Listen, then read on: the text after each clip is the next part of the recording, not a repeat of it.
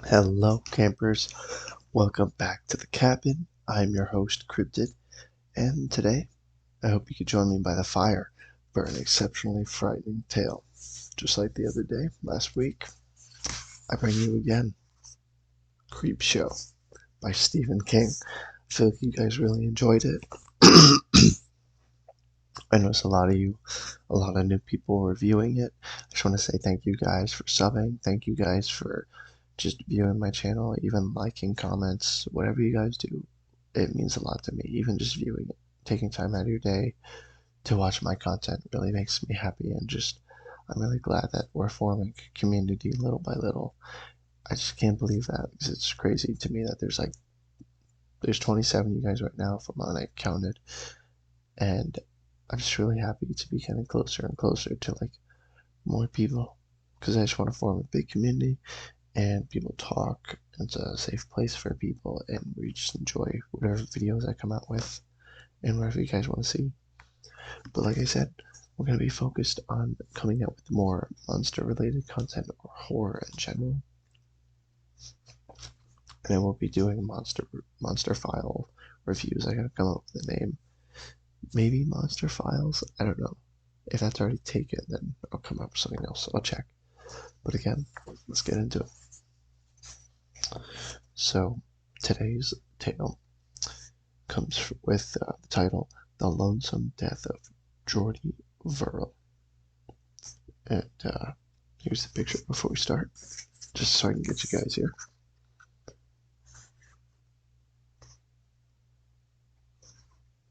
So you see he is out in the middle of nowhere. There's a shooting star. There's, I assume, Jordy, and then the host of the comic. Oh, sorry, wrong page. It's reversed. My bad. Right. So we're out in the countryside, it seems, with Jordy. And here we go. Jordy Verrill was the proverbial jack of all trades and master of none, but for a rather simple-minded fellow, Jordy did all right. Oh, there we go. I just lost my place, sorry. He managed to just barely to hold body and soul together until that fateful summer night. He happened to look upon the sky at just the right moment, or maybe the wrong one. We probably know it's going to turn out bad just like the other one did, but let's get into it. Judas, get home. Look at that. I'm going to attempt a southern accent because I assume he's out in the countryside, so. Hello again, kiddies. My last story was so grim, it even frightened me, so I decided to head for the hills. You know, the other side of the mountain, where the grass is always greener. which brings to mind another tale, the lonesome death of Jordy Verrill. Again, by Stephen King, not mine. I really like how the art is done. It looks so good. Alright, let's get into this. So we're on the next page now. By God, I'm damned if that thing didn't come down just my side of old Bluebird Creek. That's a meteor. I'll be dipped if that ain't a meteor. Holy gee. Oh, sweet. Ooh. And then we see he touched it and burned his finger, obviously. Burned my fingers. Good and proper. Wonder what they'd pay up to the college. Hey, it's a meteor just as sure as mud sticks for a hut to a hubcap. So tell me, Doc, how much will we pay? Well, it's a damn fine one, Mr. Verrill. I see I can't fool you about that. How does $50,000 sound? I won't take no less than 200 bucks. So put that in your pipe, smoke it. Shall we say 75? It's my meteor. If you want it, you'll have to pay my price. Anita Verrill didn't raise no idiots. 200. My meteor, my price. Got the coolest son bitch. That's the ticket. And then here's the first page. So we see him going to the meteor where it landed at the impact site. It's not a very big one, but goes touch it, he burns his finger. Then he's imagining himself talking to a college professor, trying to run a price. They're bargaining. And he says, I need to cool it. So, bucket or two of water will do the trick. Ow! Blister sucker burned me real for good. Well, no matter. 'Cause this Timmy old Jordy has got it made.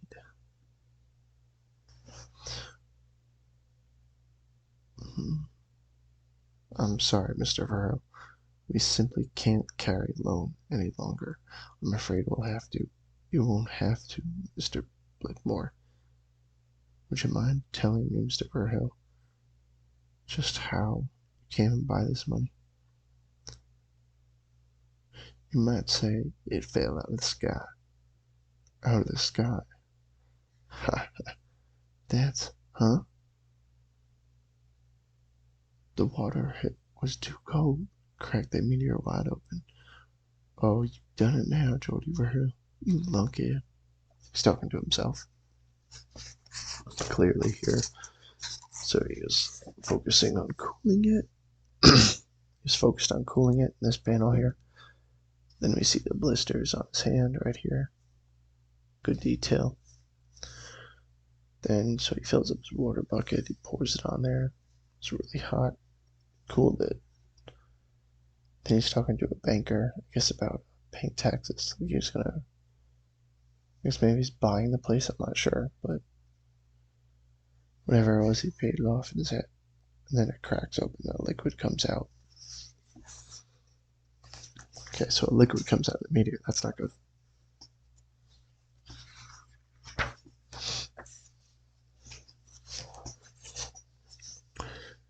You stupid lunkhead. $200 for a broken meteor? Mr. Verrill, you must be joking. I wouldn't give you 2 cents. Verrill, luck is always in, and you spell that kind of luck. B-A-D, bad. Well, I got to try. Damn, funny darn stuff leaking out of the meteor. Got some on my fingers, yuck. It's meteor crap. Funny kind of crud. Warm and slimy, oh well, just wipe it off. Sure, just wipe off a space substance that, got from space, just wipe it off. Poor old Jordy. He made a small fortune and lost it all in the blink of an eye. Maybe I can glue it together in the morning. But what's this case? Something interesting seems to be happening in the crater. Looks like the invasion of the crabgrass from outer space has begun. Click. To Jesus, yes, friends, brothers. Brother Melvin was a low-life drunk until he saw the light. He sold his car. So we see here that, in his head, he's like worried because the professor's saying he will not buy the meteor. Then he goes to go get it from the hole here. Let me hold it this way, sorry. But goes to get it from the hole. Getting used to the camera, sorry. And then he goes to hold it together in the bucket. Then he gets the liquid on his hands. See that? And then the liquid was in the hole there. So we'll come back to his house, and then we see where the liquid was as it immediately filled the hole with greener grass, and that's the invasion, it says. So let's keep going. Gave the money to me. Reverend Fleece, you what? In my church, the holy shrinking purse. Brother Melvin was saved, and so can you too be saved. Just send a check. Or money or no food stamp. Or money or no food stamps. Or please get to heaven. It's kind of cut off by Melvin's.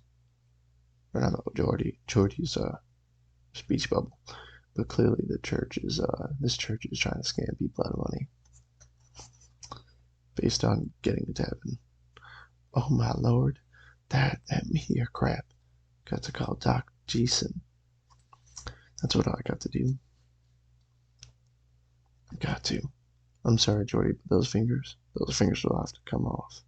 Oh no. Just lie down, Jordy. I'm sorry, but this is going to be very painful. No. Oh, Jordy, you lunkhead. Oh, Jordy, you lunkhead. Alright, let me show this picture. So, quick. Just, so we see Jordy sitting down, drinking straight from the bottle. He's hitting it hard. Then he sees his fingers. He's got the grass. I think the grass is on his fingers, like clumping to him now from the liquid he had. Then he's imagining having to call the doctor, and the doctor's going to cut his fingers off in his head. And he's scared, so I guess he hesitates to call the doctor for any help, which is not good. Because you should have called the doctor. But see what happens. You goddamn. And then he sucks on his finger, stupid lunkhead. And then he sucks on it more. Fingers are all weird and mossy, and oh my goddamn. My tongue, it's grown because I was sucking my fingers. Not just your tongue and fingers, Jordy. You see the crater. And my face where I touch my cheek. Not to mention the bucket on the porch. Everything's growing, Jordy. Everything's growing, Jordy. My crater, the bucket, and you. Growing, Lordy Lord, growing. Even your own favorite chair. Growing right under my hand. Doc Jason. This time I gotta call him for sure. Hello, doctor. Hello, this is Dr. Richard Jason. Doc, it's Jordy Verrill. Out to the Bluebird Creek something. And then, let me finish this page. I'm gonna show you both pictures. Something awful happened. Awful's happened. It. And I'm on vacation for the next 2 weeks. Chasing the Willie. Small mountain bass at Western Maine. Dr. Peter V. Higgins of Castle Rock will be taking my calls. No hospital. Then you go in there. You don't come out no more. That's where they take you to die. That's... No, the house is grown too. No. There you are, sucker. No, you was in some place. Make it strong, gotta make it real strong. Needed, look. Needed that. I mean, your reds and your pinkos needed that glug too. So he's watching TV. One of those was TV. Needed that to relax. Needed to, as Jordy sleeps, the unearthly vegetation continues to grow through the early evening, and these communists don't like nothing better to do than drink Christian blood. So send your cash contributions to, it's the church. That's what, and into the dead of night ends its broadcasting day. Oh, say, can you see? And on into the early hours of the next day. What so proudly hailed at the twilight? Oh, y'all. Oh, Lord. What a dog. And then it cuts off. So this is the first page. So Jordy is panicking, head to the bathroom, like you would to go check yourself out in the mirror, and he's sucking his fingers the whole time. that had the grass on him, and now his tongue is growing the grass, as you can clearly see. And he goes to touch his cheek with his finger, and look at them, and then the grass was told by the keeper, the host of the comics, sits right there, the grass, touched his face, and it started growing. Where he touched the bucket is full of grass, and then everything he touches now is full of grass. So you could see, goes to call the doctor. Then in this page, he's calling the doctor, but the doctor's on vacation. And then his whole house is starting to be overrun with the grass from space. He mixes up some alcohol concoction, drinks it all, chugs it, and falls asleep. But as we see, as the night goes on, Jordy is now consumed by grass. His whole house is starting to be consumed as well. He wakes up and he's being overrun by grass. He's almost completely covered.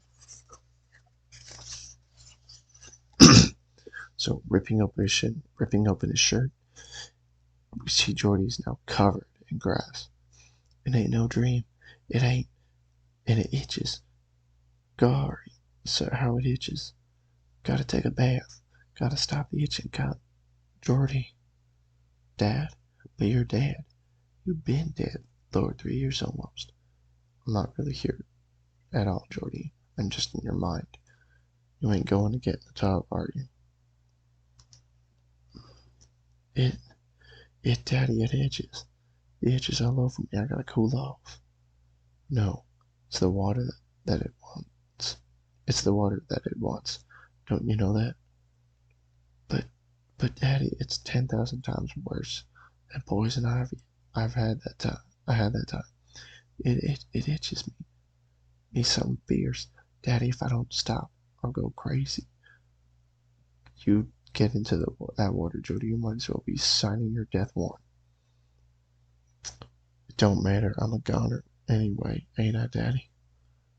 The stuff that out of that meteor got me, and I'm gone. Ain't I, Daddy? Daddy? Oh, better. Oh, Lord. Starts crying. Better. Several hours later. Please, oh God, please, let my luck be in this just once. And we see Jordy loading a shotgun, surrounded by grass, and his whole house is covered in grass. Please, God. God, it loaded. Oh, thank you, God. He keeps to load the shotgun. He pulls it up to his face. Okay, just saying now, upcoming trigger warning. I'm gonna trigger warning for this video. Weeks. Now it begins its broadcasting day. Oh, say, can you see by the dawn's early light what so proudly we hailed at the twilight's last gleaming, with broad stripes and bright stars through the... Now, God, please just let me find the trigger. Just let perilous night over the ramparts we watched, and blam! As Jordy takes a chunk out of his head as he fires the shotgun point blank. So we see here, Jordy is now covered. As I said, he ripped his shirt open, fills a bath, starts having an imaginary talk with his dad, who tells him not to get into the water because that's what the grass wants. He goes and he's talking to him, and he doesn't listen. He says, I'm dead anyway. See his body right here as he took off his clothes. You see the grass has now consumed most of his body. And he gets in. That's the outside of his house, covered in grass. He made it much worse as several hours had passed, and we assume he's been in this position, covered in grass, itching for 7 hours straight.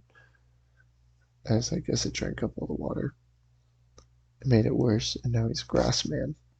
And we see loads of shotgun, and he takes a shot out of his head, taking up the portion, I guess, like right here. So the detail's really good in this comic for this.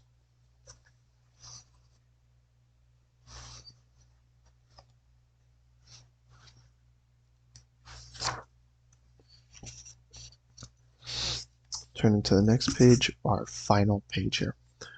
We're so gallantly streaming, and the rocket's red glare, the bombs bursting in air, gave proof through the night that our flag was still there.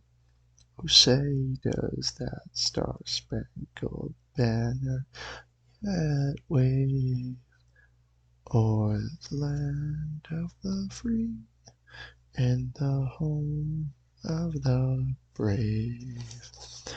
Good morning, fellow Mainers. We've got a great day for you today. Clear skies all day, but our farmer friends to the north need not despair. We're expecting rain tonight. Hear that, kiddies? Rain tonight. I guess that old Verrill luck is in again. You can decide for yourself. Jordy finally had a bit of good luck when he managed to pull that trigger. But don't think too long, kiddies. Our next yell yarn awaits. So the next story is The Crate, but we'll get into that next video for, I think, later this week or next week. But here's the final page as we go. So we see Jordy has finished pulling the trigger and he has now killed himself. Trigger warning. Again, kind of late, not bad. But see his head splatter in the wall. He took out pretty much half his front upper head. So yeah, he is dead, and we see inside his body is now made of grass, and the liquid of the grass. So the grass has consumed all of this area, and we're going to assume that when it rains, that the grass is going to spread and take over the world little by little. But ending it here, that's our host as he moves on to the next story. And yeah, so that concludes our story for Creepshow for the second comic issue, or second story in this comic. I do plan on getting the second comic issue at some point, if there is one. Sorry, it's a little itchy. I just had to check. I have to check and see, but there is that video coming out very soon. The Poetry Past episode 5 or 4. I don't remember. I think 4. Will be coming out very soon this week. And then I'm going to switch Battlefront, maybe for Halo or Shadow of Mordor, or the first one. I'm trying to remember which came first. I got both those games because my friend informed me it was on Steam for $6.99 to get both games. I think the deal might be over today, or today's the last day, so if you're watching this and you don't have it, want to check it out on Steam. Shadow of Mordor, it's there, $6.99, the deluxe. For $6 you get both games. DLC is separate, but that's cheaper too, you can get. But yeah, so that's the comic, and those are some upcoming videos. I have to find my Jujutsu manga because I will be getting those in. I have to get it because I want to read some stories, but I want to finish this one first and then do either that or Berserk. But for now, that's the end of this campfire. Fire's out. We'll ignite it next time. So I hope you campers enjoyed this video. Don't forget to like, subscribe, comment, notification. I'll see you guys in the next video. Bye, campers.